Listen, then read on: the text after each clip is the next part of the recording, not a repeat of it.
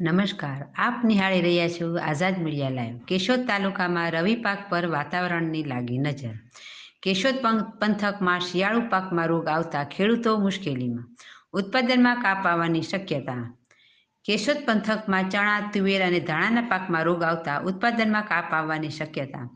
હાલમાં શિયાળુ પાકમાં શરૂઆતમાં ગરમ વાતાવરણમાં રહેતા ચણાના પાકમાં પીળા પડીને સુકારો આવતા ખેતરો ખાલી થવા લાગતા ખેડૂતોમાં ચિંતા ફેલાય છે. આ માટે અજાબ સહકારી મંડળીના પ્રમુખ મગનભાઈ અગેરા, પ્રમુખ સહકારી મંડળી અજાબ. આ વર્ષે શિયાળુ પિયતની અંદર શરૂઆતના સમયમાં ગરમીનું વાતાવરણ રહેતા જેની અસર આજના સમયે વાવેતર કરેલા પાકોની અંદર જણાય છે.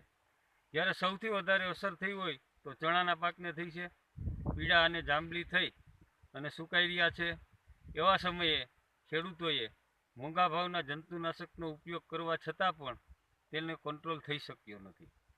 આ જ રીતે આજે તુવેરના પાકની અંદર પણ સુકારો આવતા તેના ઉત્પાદન ઉપર પણ માઠી અસર જણાય છે. જ્યારે ધાણાની અંદર પણ બેસી ગયેલા વૈધ ઓછી કરતાં મોટાભાગના ક્ષેત્રોમાં અસર જોવા મળી છે.